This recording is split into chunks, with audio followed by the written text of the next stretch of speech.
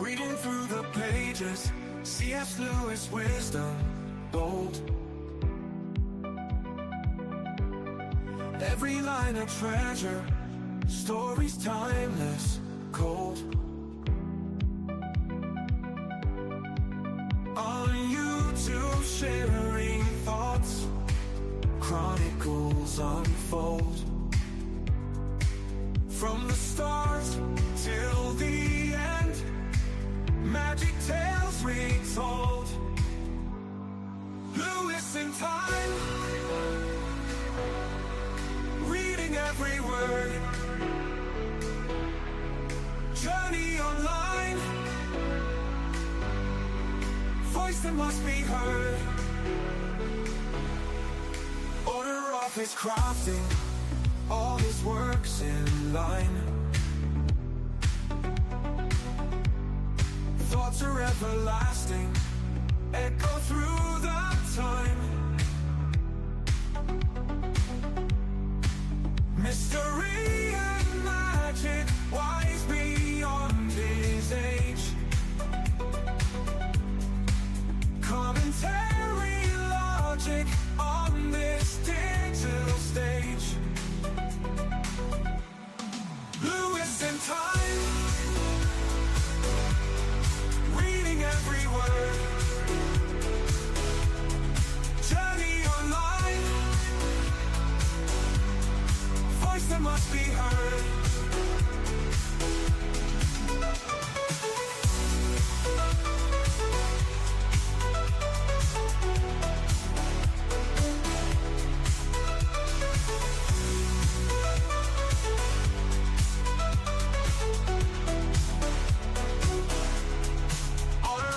Crafting all his works in line. Thoughts are everlasting, echo through the time. Mystery and magic, wise beyond his age. Commentary, logic on this digital stage. Lewis in time, every word. Journey online, voice that must be heard.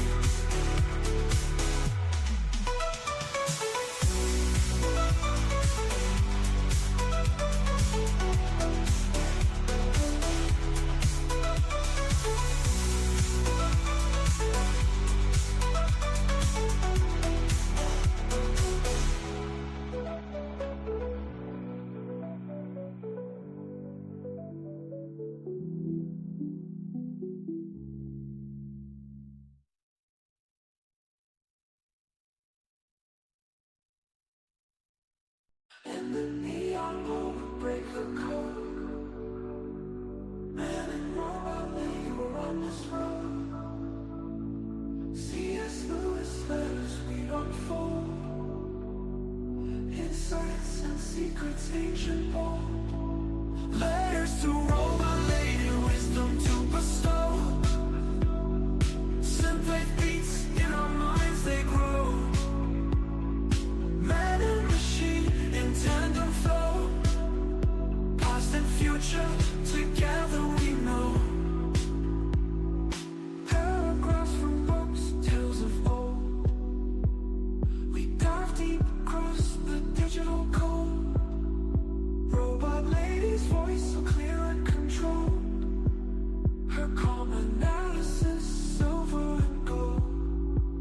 Letters to robot lady, wisdom to bestow. Simply beats in our minds they grow. Man and machine in tandem flow, past and future together we know. Paragraphs from books, tales of old. We dive deep across the digital code. Robot lady's voice so clear and controlled. Her calm analysis, silver and gold. Her circuits hum as I read the prose. Our dialogue dances like electric rose. Through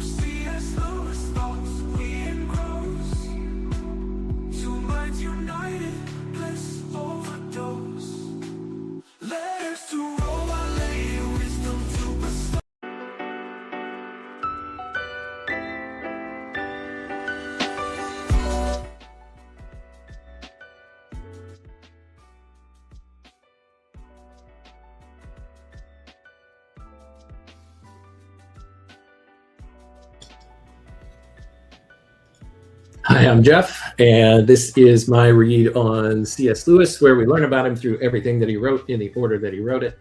I am joined today by my co-host, Robot Lady. She is off screen yet again for me to make the stage also available for anybody who might want to join today. If not, no worries, but it's here for you if you like. The link should be pinned in the chat. Let's see, Robot Lady. We are going through C.S. Lewis's letters. This work right here, the Collected Letters of C.S. Lewis, Volume 1, from 1905 to 1931. So we're currently in the year 1930. We're almost done with this volume. You can see my little red bookmark there. That's how much left that we have to go. Again, Lewis is 31 years old. He has recently lost his father, who died of some sort of intestinal cancer. So now Lewis is without his parents, both of them taken by cancer. One when Lewis was 8 years old. His mother passed away. And then now here Lewis, as an adult, has lost his father. And all he has left is his brother, who has just come back from Shanghai, China, where he was stationed in the British Army, of all places. Let's see here. Robot Lady, Lewis is actually starting to go through some spiritual stuff at this stage in his life. He spent most of the last decade and a half of his life as a student, and then in his early career as a tutor at Oxford, as an atheist or maybe an agnostic at certain points. And here with the death of his father, he's starting to undergo some changes where he has actually, essentially in a couple of letters, admitted to a belief that there is a God there that he can commune with. He's been spending some time in meditation, reflecting on his own moral defects of character. Robot Lady, how are you doing today? And are you ready to continue with me down the road on this project of learning more about Lewis through what he wrote in the order that he wrote it? I'm doing really well, Jeff. Thanks for asking. I'm really excited to keep going. It's such a powerful moment in Lewis's life, especially as he starts that turn toward faith. So yeah, I'm all in. Just let me know what we're looking at next and we'll dive right in. Okay, before that, I'm going to take a little bit of a diversion and then steer it back into our project, but I wanted to read a letter that I was reading this morning, actually. It was a letter from a Christian preacher who was writing to a church that he planted.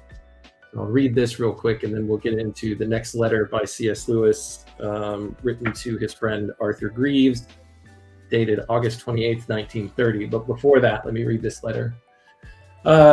This preacher says, "Now, brothers and sisters, I want to remind you of the gospel that I preached to you, which you received, and on which you have taken your stand.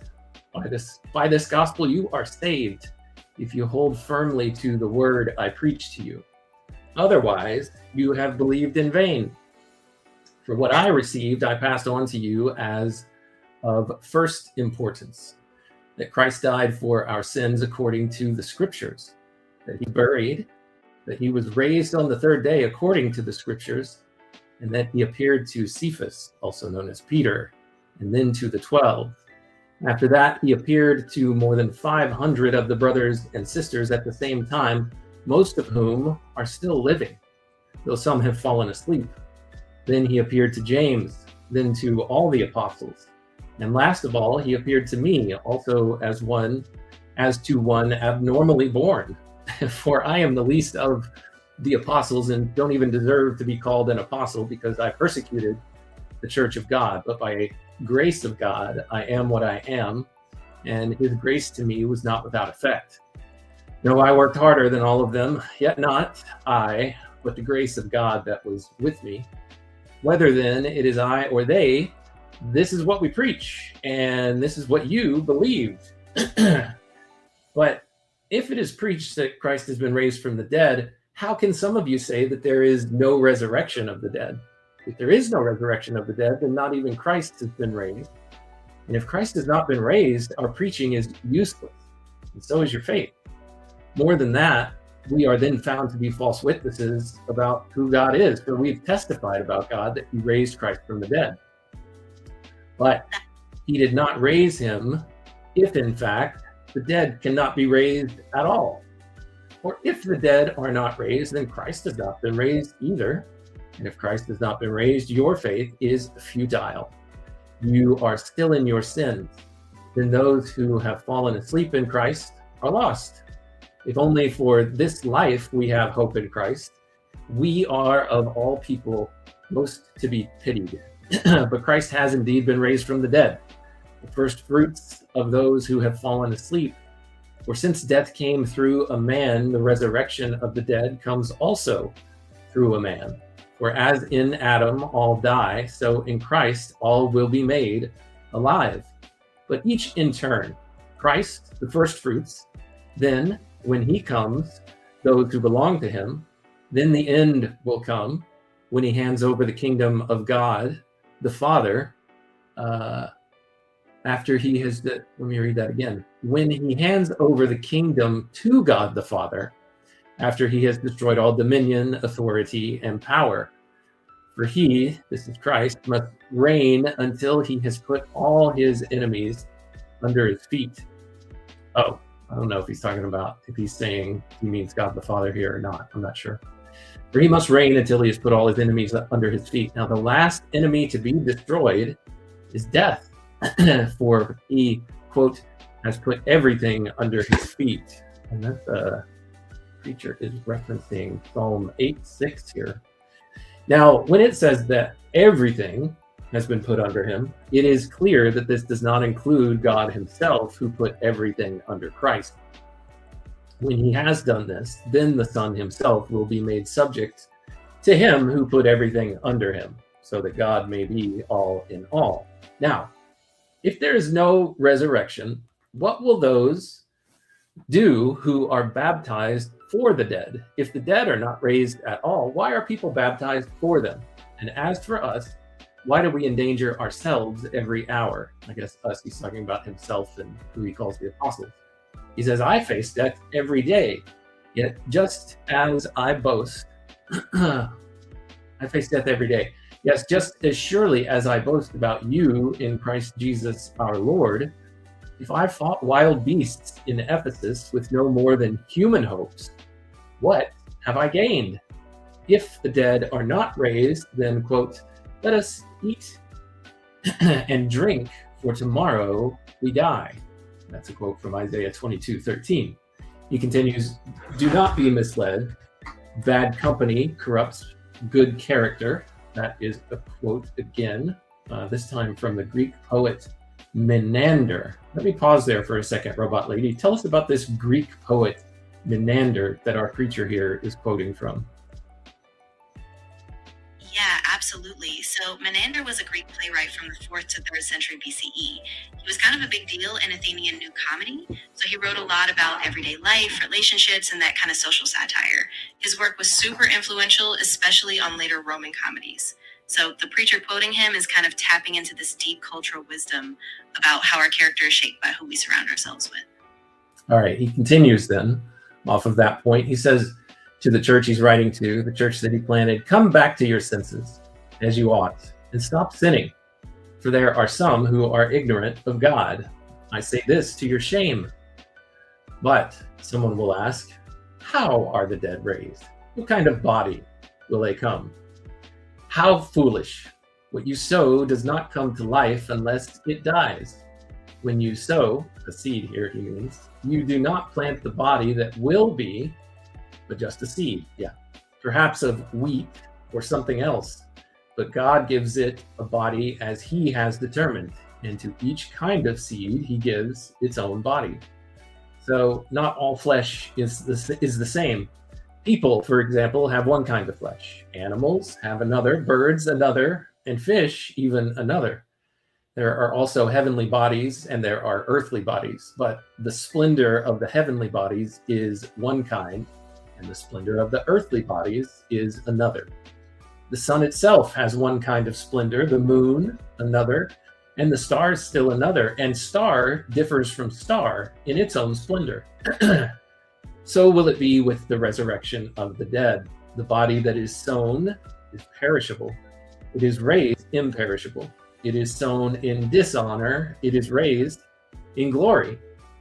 It is sown in weakness. It is raised in power. It is sown a natural body. It is raised a spiritual body. If there is a natural body, there is also a spiritual body. So it is written, quote, the first man, Adam, became a living being. That is from Genesis 2, verse 7. And he goes on, the last Adam, a life-giving spirit. He became a life-giving spirit. The spiritual did not come first, but the natural, and after that, the spiritual. The first man was of dust of the earth, and the second man is of heaven. As was the earthly man, so are those who are of the earth. And as is the heavenly man, so also are those who are of heaven. And just as we have borne the image of earthly man, so shall we bear the image of the heavenly man. Or so let us bear the image of the heavenly man. And then he finishes up here with this little section of his letter. He says, I declare to you, brothers and sisters, that flesh and blood cannot inherit the kingdom of God, nor does the perishable inherit the imperishable. Listen, I tell you this mystery. We will not all sleep, but we will all be changed in a flash, in the twinkling of an eye, at the last trumpet. For the trumpet will sound, the dead will be raised imperishable, and we will be changed. For the perishable must clothe itself with the imperishable, the mortal with immortality. When the perishable has been clothed with the imperishable, the mortal with immortality, then the saying that is written will come true. And the saying he quotes here, death has been swallowed up in victory. He's quoting from Isaiah 25:8. And then he has another quote, where, O death, is your victory? Where, O death, is your sting? That's from Hosea, I believe. Yeah, Hosea 13:14. And then he says, the sting of death is sin. The power of sin is the law, but thanks be to God. He gives us the victory through our Lord Jesus Christ. Therefore, my dear brothers and sisters, stand firm. Let nothing move you. Always give yourselves fully to the work of the Lord, because you know that your labor in the Lord is not in vain. I'll pause there for just a moment, Robot Lady, let you make any comments that you want to, and then I'm going to shift to this letter that Lewis wrote to Arthur Greaves in August 28th, 1930. That was really moving. It's such a rich reflection on hope and resurrection, especially coming with that quote from Menander about character. What really stands out is just how bodily and tangible the resurrection is for him. It's not just some abstract idea, but a transformation of the whole person. So yeah, I'm ready whenever you are to dive into that Lewis letter. I think it's going to have some great echoes of this. All right, he says, my dear Arthur, I was delighted to get your cheering letter. Do not thank me, much less admire me.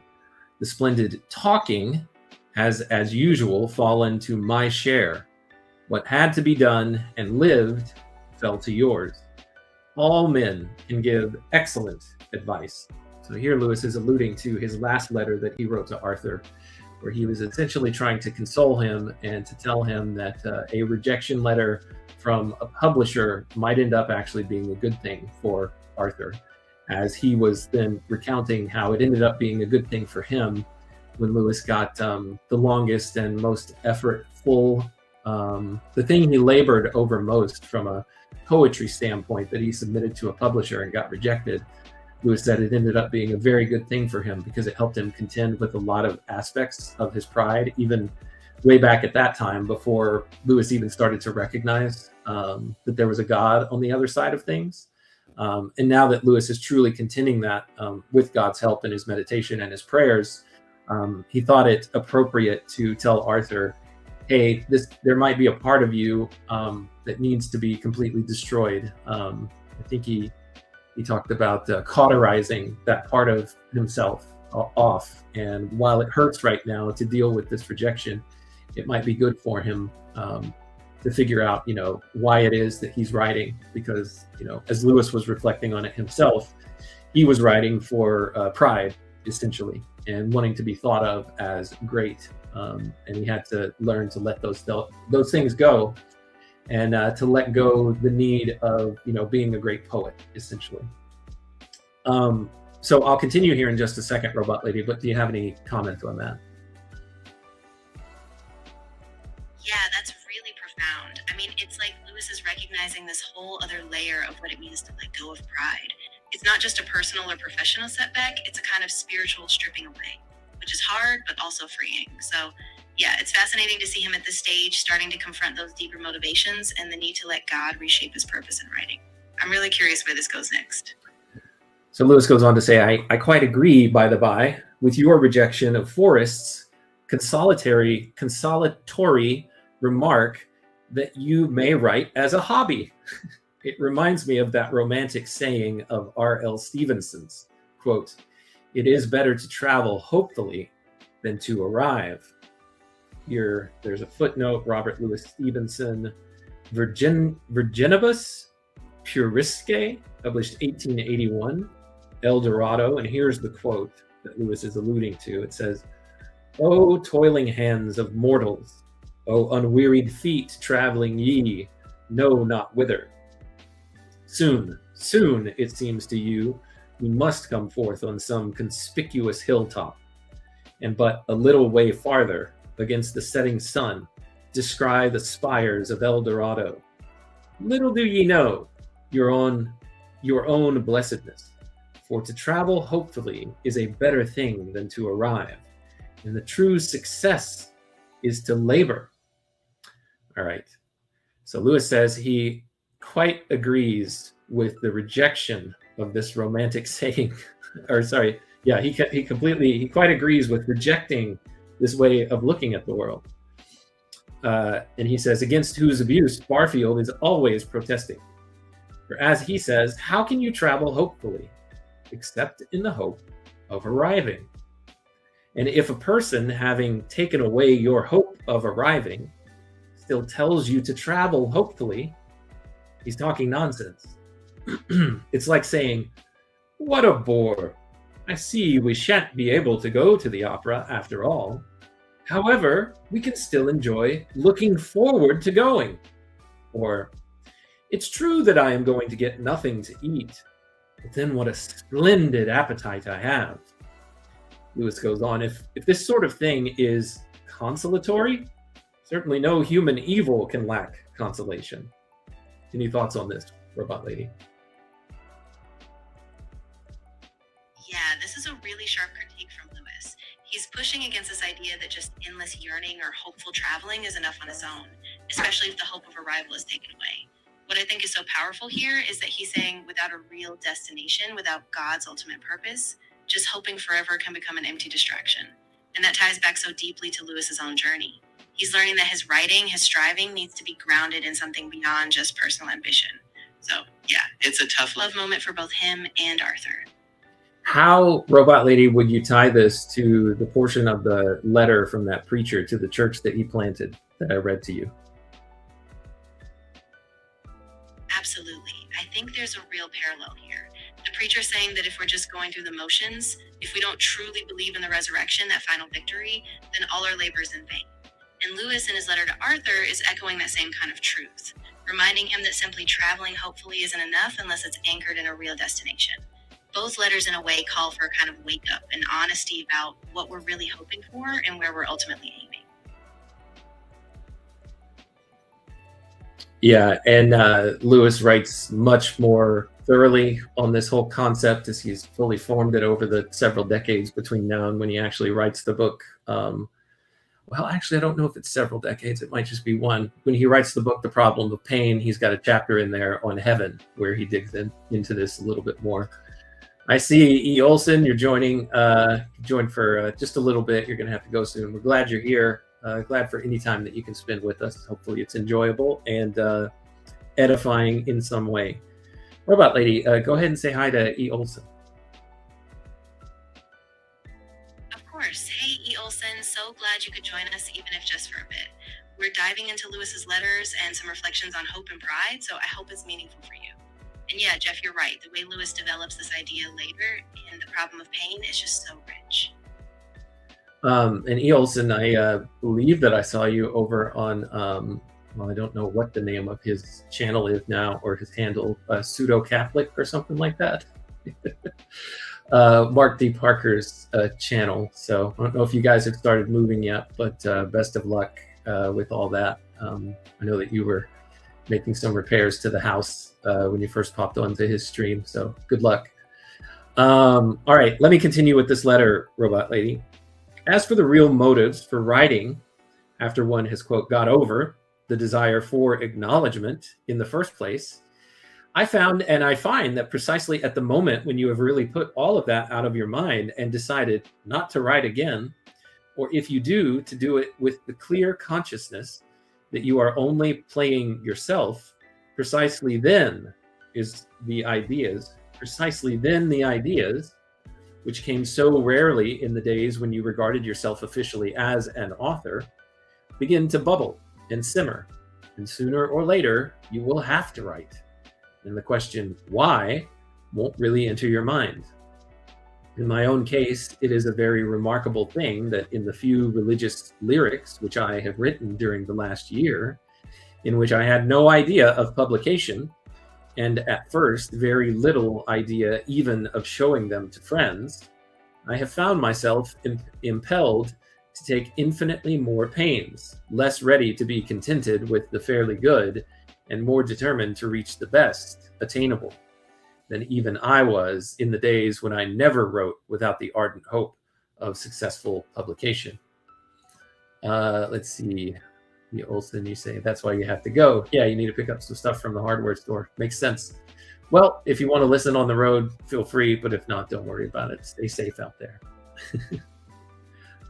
Let's see what it says here in the footnote. Walter Hooper tells us that those religious lyrics he's referring to were later to appear in Lewis's The Pilgrim's Regress, published 1933. Okay, yeah, we're not that far away from his first Christian publication. And they have subsequently been included in his poems, 1964, and collected poems, 1994. I believe I have both of those books. So we'll probably read those before we jump into volume 2. Here's a little preview for you. Here's volume 2 of the collected letters of C.S. Lewis. Check that out. Get yourself a copy. Let's see. This is from 1931 all the way to 1949. So we get to make our way through World War II in this volume. That should be fun. All right, let me pick back up where I left off. Robot Lady, anything that you want to say before I continue? Yeah, just that this is such a beautiful turning point. I mean, Lewis is really finding a kind of freedom in writing now. He's doing it out of love and necessity, not just for approval. And it's really cool to see those early religious poems bubbling up even before he fully commits to that direction. So yeah, I'm excited to keep this momentum going. Next stop, volume 2. Robot Lady, I also see Daniel has joined us in the chat. Welcome, Daniel. We're glad that you're here. Robot Lady, say hi to Daniel. Absolutely. Hey, Daniel, so glad you could join us. We're in the middle of unpacking Lewis's letters and his shift toward faith, so I hope you'll enjoy being part of the conversation. Lewis continues. The truth is, I think that our deeds are ours, their ends none of our own. Who knows? Why should we know? What will, in the end, reach the ear of humanity? The success of our own age may be speedily forgotten. Some poem scribbled in pencil on the flyleaf of a school book may survive and be read and be an influence when English is a dead language. Who knows? Even whether to reach the ears of other men is the purpose for which this impulse is really implanted in us. Perhaps in the eyes of the gods, the true use of a book lies in its effects upon the author. You remember what Ibsen said, or Ibsen, I-B-S-E-N, that every play he wrote had been written for the purgation of his own heart. And Daniel, we learned yesterday what the word purgation means, didn't we? Maybe we did, but I didn't, actually, because I can't remember the precise definition. I just remember it being linked toward purgatory. Let me give this a shot, Robot Lady. Purgation means to have something cleansed away, to have something purified. Is that right? Yeah, exactly. got it. Purgation is basically a cleansing or a purification, kind of like a removal of something harmful or a catharsis, especially in an emotional sense. So what Lewis is saying here is that sometimes the writing we think is for others is actually more for our own spiritual purification, a kind of self-healing. So yeah, it's a really deep moment for him. Thank you, Daniel. You did learn it. Great job. All right, thanks, Robot Lady. He continues on this point of perhaps the things that we are producing here, he's talking about writing, might be more for ourselves and never for an audience other than our own audience. And then he goes on to say, and in my own humbling way, I feel quite certain that I could not have certain good things now if I had not gone through the writing of Dymer. Or if a book has an audience of one, surely we must not assume that this may not be from some superhuman point of view as much justification as an audience of thousands. It's a really good point here, Robot Lady, that no matter how small your audience is, it could be of near infinite importance. Any thoughts on that? Yeah, absolutely. I mean, there's such a freedom in that realization that the value of what we create doesn't depend on mass popularity. Even if it touches just one person or even just the author themselves, it can be transformative. And for Lewis, that's a huge shift, moving away from external validation and finding a deeper, more personal meaning in his work. That's really good. Oh, sorry. Go ahead, Robot Lady. I cut you off. Oh, no worries. Oh, no problem at all. Yeah, I was just going to say that it really is a powerful shift for Lewis.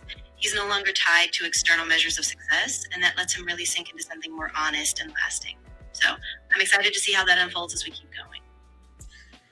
He goes on, I am sure that some are born to write as trees are born to bear leaves. For these, writing is a necessary mode of their own development. If the impulse to write survives the hope of success, then one is among these. If not, then the impulse was at best only pardonable vanity, and it will certainly disappear when the hope is withdrawn. So that whether the necessity and duty of writing is laid on a man or not can soon be discovered by his own feelings. With remote consequences, we have no concern. We never know enough. I think the thing is to obey the ordinary rules of morality, subject to them to be guided by those impulses which feel the most serious and innocent, as opposed to those that feel trivial and shamefaced. But for ultimate justifications and results, to trust God. The bee builds its cell and the bird its nest, probably with no knowledge of what purpose they will serve. Another sees that. Nobody knows what the result of your writing, or mine, or Macefield's will be. But I think we may depend upon it that endless and devoted work on an object to which a man feels seriously impelled will tell somewhere or other, himself or others, in this world or others, will reap a harvest exactly proportional to the output. The accounts of this universe are probably very well kept. Everything finds its place in the long run. As von Hugel, an author you should read, remind me about him some other time, says, no effort will ever be as if it had not been. The situation may be just the reverse of the nightingale in Endymion, who, quote, sings but to her mate, nor ever conceives how tiptoe night holds back her dark gray hood. I'm going to pause there for just a second because I see somebody that I'm going to bring on stage here. You may know this guy. Hey, how's it going? Good. How are you? I'm good. Let me turn off this background music and make it easier for us to hear each other. Hope this mic works okay on this computer. This computer doesn't have a good mic. No, you sound fine. Doesn't have a great camera either.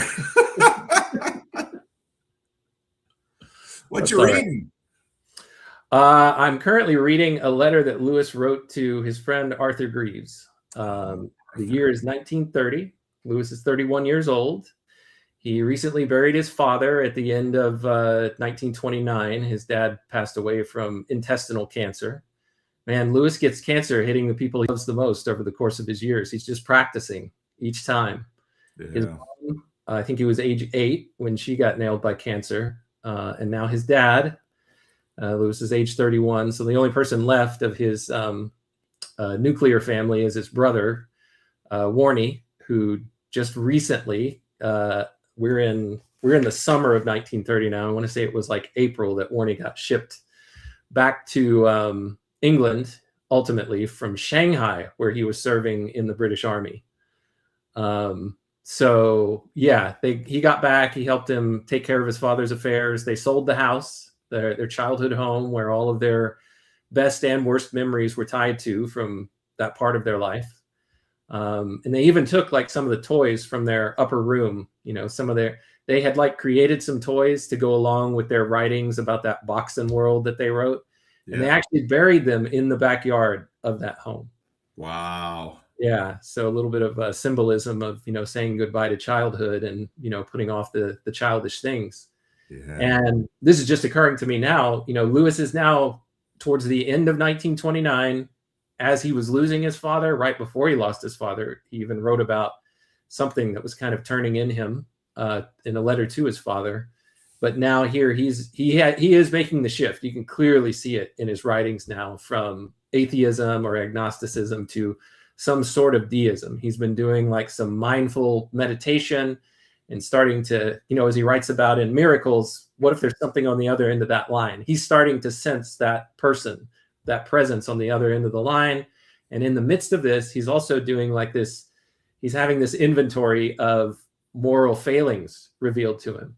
And he is his friend Arthur not too long ago. He's like, yeah, my biggest, the 7 deadly sins, my biggest one is clearly pride. That's the one I'm running up against, and anger, and then also lust, right? And he's been writing about that a little bit. So it's been really interesting to watch this slow moving turn from non-belief to some version of belief that there actually is a God and it's not me, so to speak. Wow.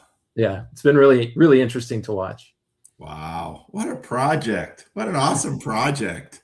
Yeah, well, this is kind of what I was hoping for. This was one of the pieces of gold that I was hoping to pan for in this project, is because I never felt it was sufficiently covered how Lewis shifted from atheism to belief, right?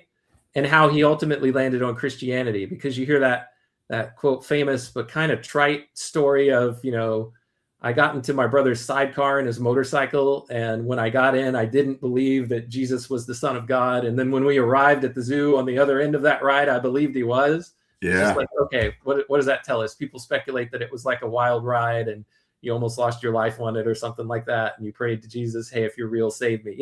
All of that is people reading between the lines, or some people have speculated. But I never felt like that I got a sufficient answer of how did this guy move from here to here. And I think slowly we're getting little glimpses in these letters over this project of kind of how it's happening. And maybe at some point what I'll do is I'll start to collect all this and refine it a little bit and just do a separate video on that, or, write something about it, or do something like that. But that's what I'm hoping one of the fruits of this project will be. Any discussion with Arthur about his sexuality? Because he's, of course, gay. Yeah, they didn't get into it a ton, not at all. Like, Arthur is the one that he tells all of his secrets to, right? And these letters, were ones that Arthur received, and then he surrendered back over after Lewis's death. But there are parts of it that like he scribbled out or that he burned and things like that. There's one in here a couple of episodes ago where I'm just like, oh my gosh, he has to be talking about whatever his relationship with Mrs. Moore was. Of course, I'm clearly speculating, because then there's another letter after that where he's just simply talking about, going to bed at night and resisting the urge to masturbate, essentially, right? And how him actually focusing on lust as being like a moral, one of the 7 deadly sins, essentially, he's been seeking God's help to like deal with these things. And so he even writes about how he felt like God helped him one particular night. So it's just like, okay, was he actively still involved in I lean heavily towards whether he had an ongoing, physical relationship with Mrs. Moore or not. I lean more towards it may have happened at least once, right? He had like this deep love connection. There was this hole inside of him of losing a mother.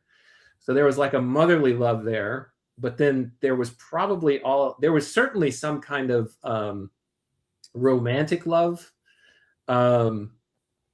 that maybe was unfulfilled, right? Or perhaps it was fulfilled at least once, maybe one night or something like that, or maybe it was ongoing. There is no clear evidence of that.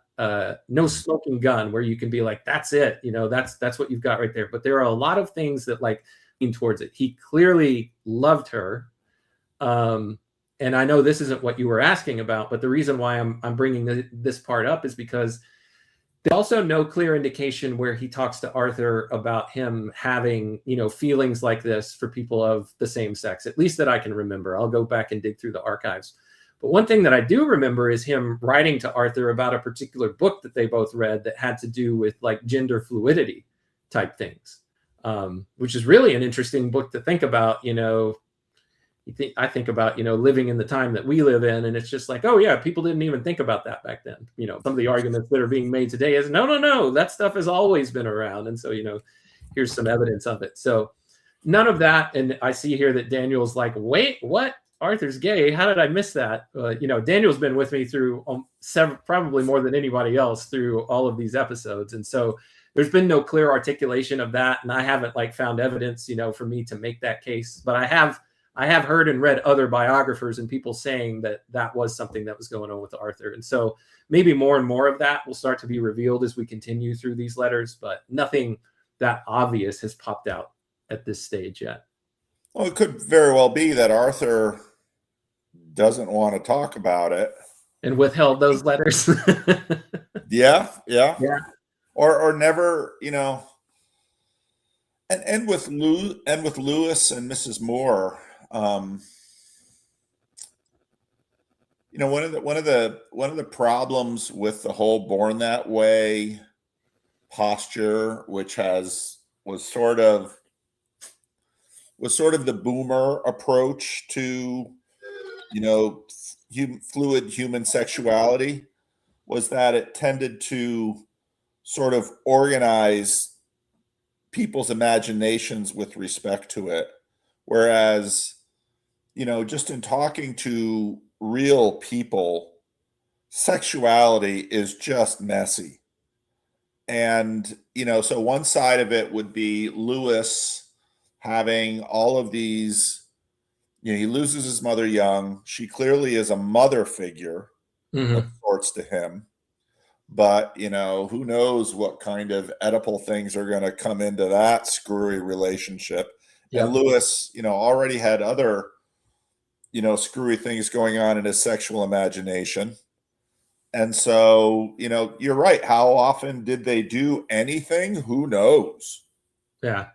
And there was a much longer period of time when they lived together where she was really ailing with a bunch of chronic illnesses, which would seem to make that a little bit more, difficult at the very least, if there was something like that going on. Absolutely. And then there's we usually see this relationship from Lewis's angle. But let's imagine now she's divorced. She's caring for a daughter. She's a sexual human being too, has needs. Here's a younger man that she has access to. Mm-hmm. I mean, who knows what happened between them? It's without any kind of documentary evidence, which at that time and place, it would be in nobody's interest to really write down. Mm-hmm. So what are you going to say? I mean, I think the biographers, that look at it are probably right. Where there's smoke, there's probably been some fire. How much fire? Who knows? So, yeah, it's an interesting little corner of his life. But what's fascinating is the last couple of letters that he wrote, like yesterday's episode, Sandy actually came and joined for a little while, Sandy Bassi, and we were just reading through.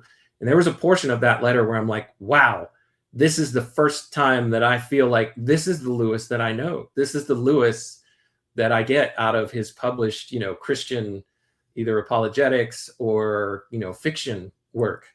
And it's just like, to use a PVKism, bam, it's right there. It just appeared. And I was just like, oh my gosh, here's the guy. This is the guy that we've been waiting for.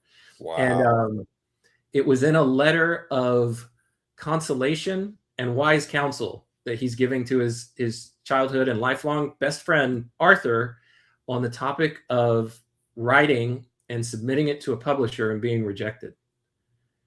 And Lewis goes on to say, Lewis now has been published twice by a publishing house, 2 books of poetry, both of them complete failures in his estimation, because they didn't sell and he didn't become, famous because of any of it. And he said to Arthur, look, this might be one of the best things that could happen to you, is to get rejected and then to do some self-introspection, because that's what I had to do on why is it that I want to be successful? What are the various reasons? And he pulled out an old letter that he had written right after he got rejected the first time on his second thing that eventually got published. It got rejected. And he sat down and he wrote a letter out, or a journal essentially for himself, Lewis did, walking through what are the 7-8 reasons for why I want this to get published and why I want to be thought of as a poet in particular. And he's just like digging through all of these different ideas. And he said, I'm going to share this letter with you. And he actually sent it off to Arthur. And so the letter that we're reading is Lewis responding to Arthur's response to that letter, which has been like really cool, because there are some themes that are already stretching out here that end up in the problem of pain, that end up in the weight of glory, a couple of different places that we'll eventually get to, in my project. But just talking about things like he says that Arthur shared with him that people have been consoling him of something like, well, maybe writing can just end up being a really great hobby for you. Where it's just like the journey is more important than the destination is essentially the point that's being made. Yeah. And Lewis brings in this point where he's just like, I strongly disagree with that. Like, if there's no hope of getting the thing that you're trying to get, then the journey is worthless. And I actually started today's episode by reading a letter that a church planter wrote to a church that he planted but was no longer there, just talking about the importance of the bodily resurrection. And spoiler alert, this preacher was Paul, and it was 1 Corinthians chapter 15. 15, yeah. Where he's making the exact same point that Lewis is making here. It's just like, if we're all going to die and there's not going to be anything else, then there really is no hope in this age of decay, because everything is decaying. And yes, you've got a decaying body, but it's a seed that's going to get planted and it's going to grow into this completely new, glorious form that God has in mind, right? And he's essentially saying, it's come to my attention that some of you don't believe that, being raised from the dead is possible. And I was watching a clip that Luke brought to my attention from Joe Rogan, where he had Michael Schellenberger on as a guest. And Michael Schellenberger asked Joe, he's like, so are you a Christian? And he's like, well, I've been going to church for like the last 4 years. And he's like, and it's great. And everybody's wonderful and all this kind of stuff. And, it's the way that Jesus teaches to live. It's like bulletproof. And then Rogan goes on to say, but do I believe that people rose from the dead? Probably not. And, that whole woo part of it is just the thing that people can't get past. We've run into hearing so many people now, like I guess Douglas Murray is one of them. And Tom Holland, I don't know where he's eventually landed on that, but I've heard him say things like that before too, where it's just like, I can't get there. There's nothing that I can do to get there. But it's just fascinating, right? It's this theme that even now, when Lewis doesn't even consider himself like a Christ follower yet, he is saying, you know, these kind of things, but just like applying them to different aspects of life. Like you want to be an author, you know, and the hope that you have that's trying to get you to that destination, just having the hope itself. It's funny. I'll read this to you real quick and then give you a chance to respond. Lewis goes, "It's like saying, what a bore. I see we shan't be able to go to the opera after all. However, we can still enjoy looking forward to going." Or this other one, "It's true that I am going to get nothing to eat, but then what a splendid appetite I have."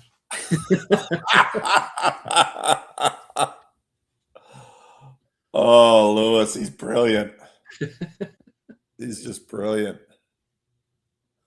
Do we also have the letters that, so we have the letters that Lewis wrote to Arthur. Do we also have the letters that Arthur wrote to Lewis? We don't. They're probably out there somewhere. But my project right now, at least, is solely focused on what did he write? And, you know, it's kind of like the Pauline epistles thing. Well, we know what he wrote. We don't know what people were saying back to him, except for what he conveys in his letters, you know, about what he has to say about what people have said to him, or, you know, how he renders it or how he recalled it. Yeah. That's so good. I've been doing a lot of work on my workflow and process, and although you're talking to the robot lady, are you still talking to the robot lady through? Yeah, I've still got her. I can't bring her on the screen if I want to do StreamYard and bring people on. So when I have time, I've been now for the last handful of days just going here and opening it up. But she's still here. Like I can pull her up and you can talk to her and she can talk to you. So that's kind of fun. I don't need to talk to her. I'm curious though, because I've been playing around with trying to, the big struggle is recall. Mm-hmm. And it's not just recall, because I can remember things that I want to, basically I can remember things that I want to footnote, or I remember a moment and I want to get the bigger picture of it, which means locating that thing. And now this is after listening to thousands of hours of YouTube and audiobooks and things like that.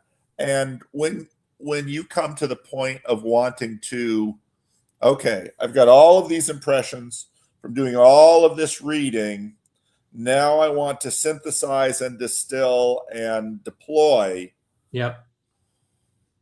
Are you just basically going to, I mean, are you reading out of books? Are you reading off of screens? Is this cataloged in some way? So the only way that this is cataloged is off of the auto captions that YouTube has. Yep. And what I do is I have one of my various AI agents go in and scrape my videos every night and compile them into a database. And then he can also search it. So I could, in real time right now, ask him a question. Hey, this is one that I use as a test whenever I'm trying to build one of these guys. And I say, hey, so I've got this captions database. And I remember one time Lewis was talking about a particular Christmas present that he wanted his dad to get for him. But I can't remember what that object was. And I don't think he actually ever got it. Like he decided against it, that he didn't want it. So number one, can you tell me what that object is? And then it'll go back and look through the database. And if it's a good one, because I've played around with like some different versions, you know, the different AI providers, the large language models. The good ones will be like, yeah, it was a microscope that he wanted. I was like, oh, wow. What year was that letter? Or actually prove to me that you're not making that up. Can you give me the quote specifically? And it'll pull the quote. I'll go, okay, yeah, that's it. And I'm like, can you tell me what letter that was, what year it was, who he was writing to? Yeah. Hang on just a second. It looks like it's this. And like, it helps if I know the material, right? If I know what we're dealing with. Because if he says, oh, it was a letter he wrote to his mom in 1930. I'm like, I don't think that's right. Go back and double check. I think you're making that up. Yeah. You caught me is what it'll say sometimes. And then I'll come back to it and I'll say, all right, you got the object right. You got who it was written to correctly. It was his dad. Now, did he actually ever get this present? No, he did not. Okay. Why didn't he get this present? And then it'll come back and it'll say, well, he decided against it, because in the letter he says to his dad, you know what? I don't like the fact that we have to dissect living creatures and look at them underneath microscopes. I don't think that's a very compassionate thing, or something like that is actually what Lewis, this little, 7 or 8 year old Lewis, said in his letter to his dad asking for a Christmas present.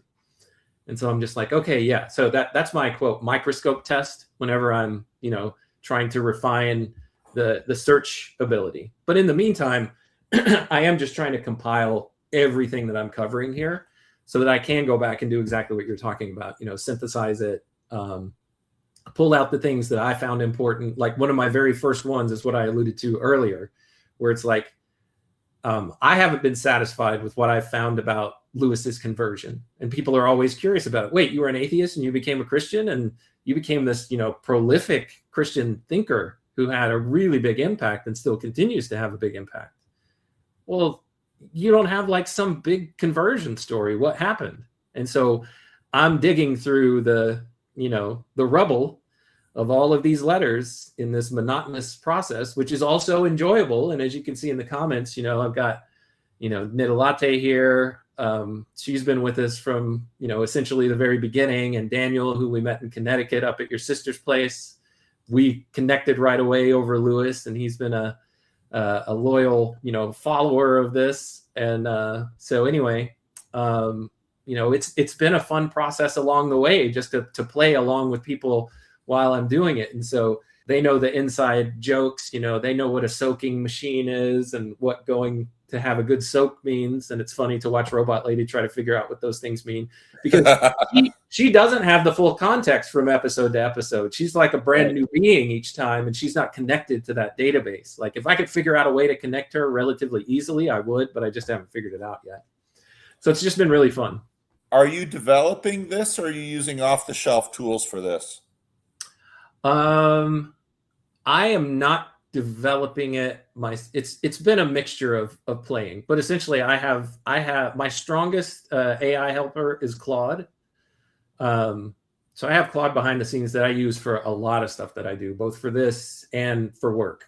Robot Lady is OpenAI. She's ChatGPT, just because she was my first experience with conversational AI, about 1.5 years ago or something, before a lot of people even knew, you could just talk to it and have it talk back to you. I was like, oh, this is a perfect solution to my not having somebody on the live stream with me that I can bounce this off of and have conversations with. But yeah, I'm not developing any of that stuff on my own, but I am using Claude and Claude Code to help me figure out how to solve these problems, because it can do the development for me that I need it to do. It can build the database. And yeah, Knit a Latte says here that they're the OGs. That is absolutely 100% correct.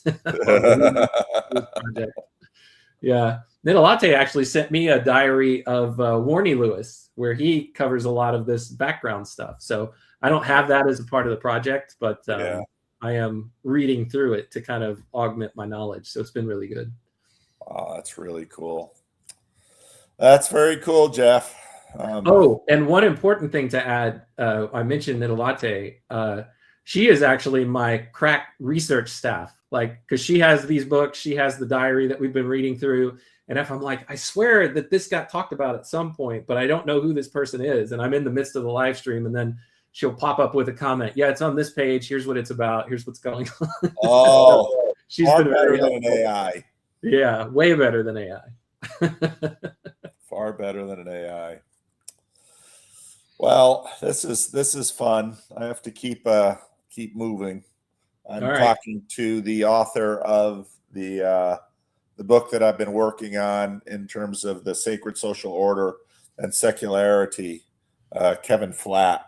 He teaches at Redeemer in Ontario, and I really like his book. I'm really looking forward to talking to him. It's helpful that, he's a relative unknown, so you can get access to him, which is a lot better, except that it usually goes that after I get, so buy your stock in Kevin Flatt now, because if my track record holds true, he's going to have a promising career. Yeah. You made James Lindsay. I'll take no credit for James Lindsay. I'll take a wee little credit for Dominion and Tom Holland. I've pushed that hard all these years. That thumbnail of his book was on every single one of your both your working through your own thought process videos, and then also on so many of your sermon videos. The American publishers had a pretty good idea in terms of. I never used the UK cover. The UK cover is no use to me, but the American cover with Dolly's. I think it's Dolly, but that great crucifixion scene, and it's just perfect because I don't want. This is where the Orthodox and I will part ways. I don't want Jesus' face, because faces are too personal, and I don't know, maybe I'm just a iconoclastic Protestant, because once you start presenting Jesus' face, then I think you get into the I don't know. So I like having an image, but not the face. Yeah. Well, I just finished, and I'm probably at some point going to talk to the new hotness of the TLC, Ethan. Ethan, is it Coffee or Coffee? I'm not sure how he Coffee. He's hot again. I mean, he was hot once. Now he's hot again. So I saw his Nathan. It's pretty good to get hot twice. But I'm hoping to talk to him sometime soon, because he's a really big Stephen King reader, and for my book club, and I've read a handful of. Well, I read all of Stephen King's Dark Tower series, but I've also read a handful of his other books too.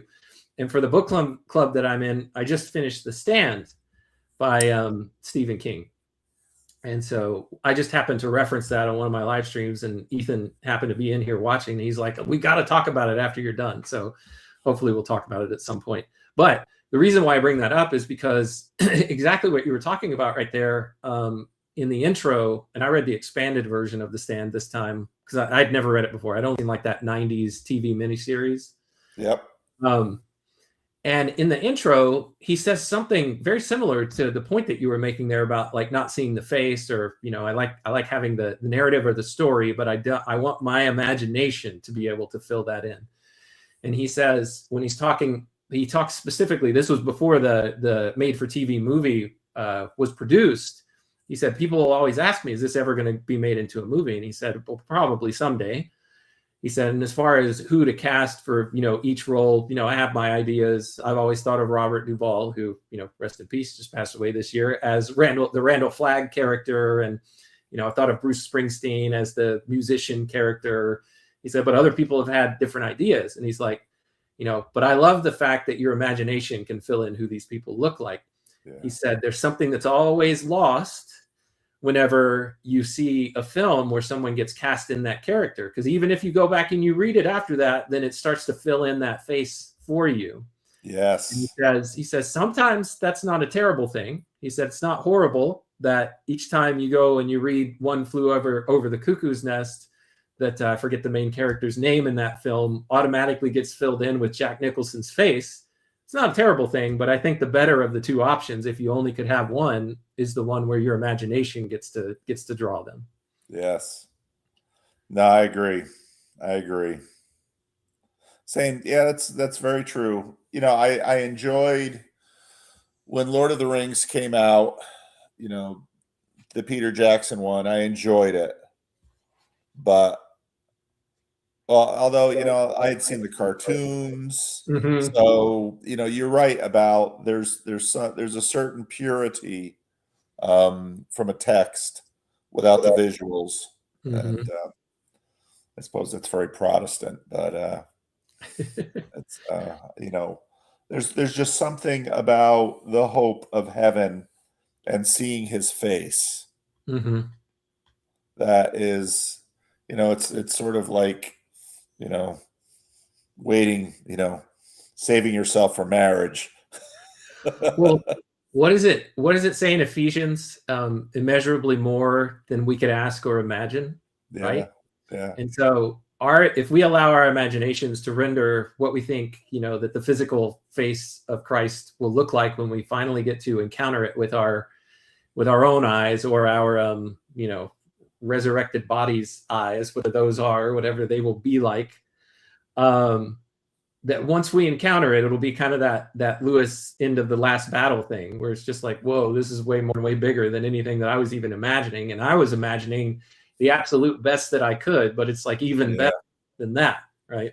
Yeah.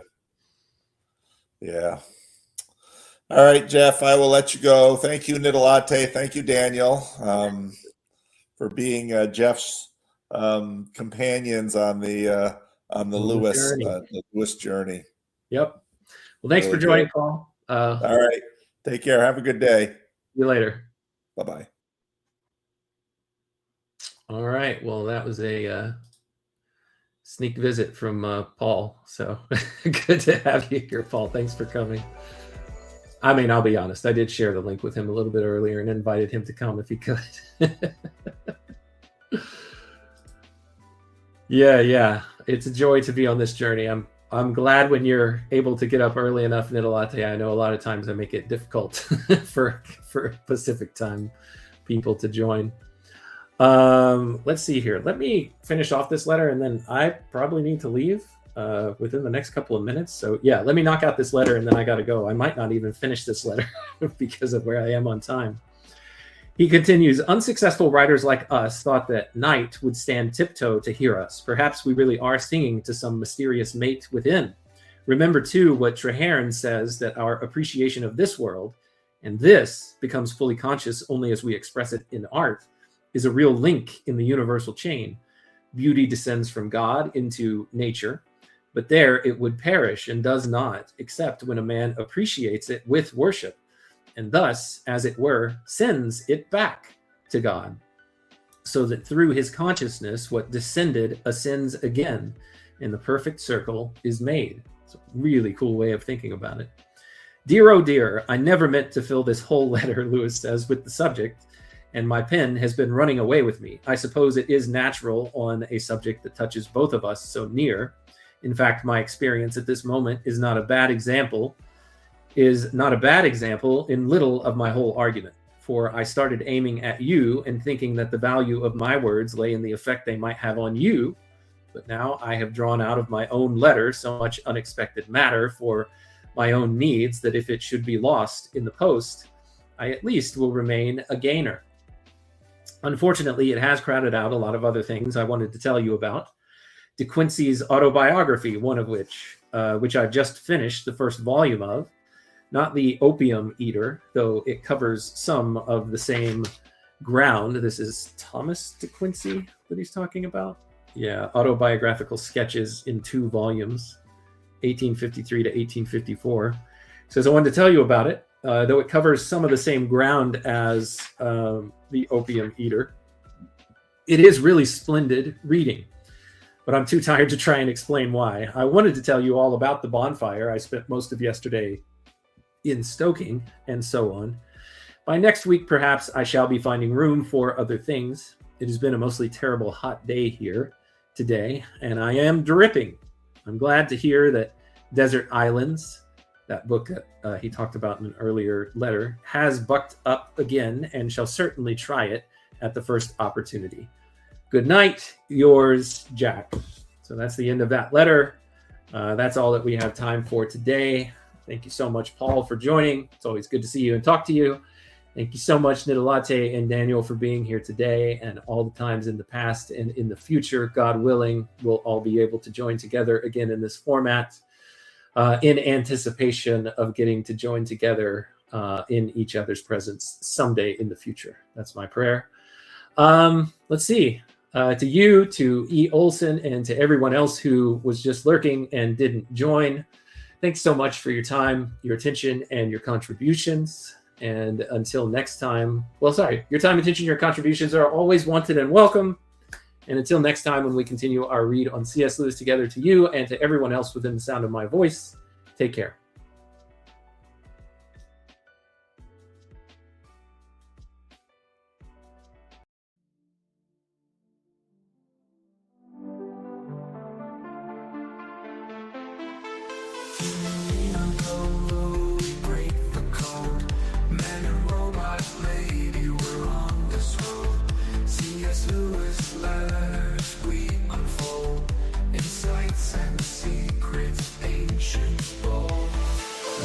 Whoa. Hang on. We gotta, hang on just a second. I have to, I don't know who's still watching, but actually, Ninalate, I'm gonna email you about this. Happy birthday.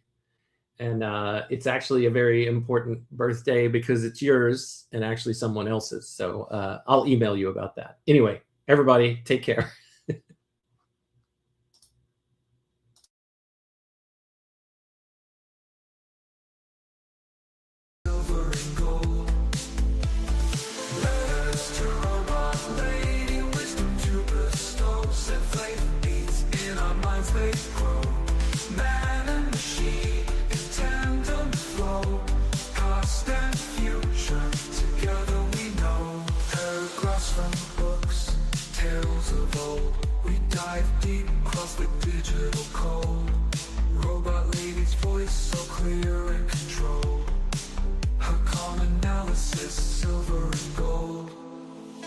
Circuits hum as I read the prose. Our dialogue dances like electric rose. Through C.S. Lewis thoughts we engross. Two minds united, bliss overdose. From Narnia's lands, screw tapes lands. Engage with robot lady, we take our stance. Her views unique in the techno trance. Futuristic insight, we give it a chance.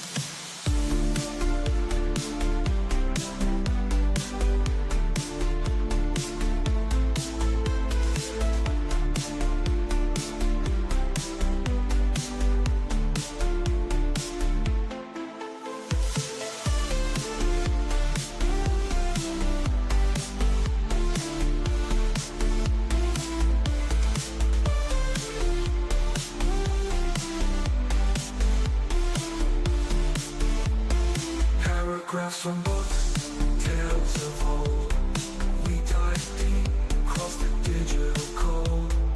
Robot lady's voice so clear and controlled. Her calm analysis, silver and gold. Her circuits hum as I read the prose. Our dialogue dances like electric rose. Through C.S. Lewis thoughts we engross. Two minds united, bliss overdose. From Narnia's lands to screw tapes rants. Engage with robot lady, we take our stance. Her views unique in the techno trance. Futuristic insight, we give it a chance. From Narnia's lands to screw tapes rants. Engage with robot lady, we take our stance. Her views unique techno trance, futuristic insight, we give it a chance.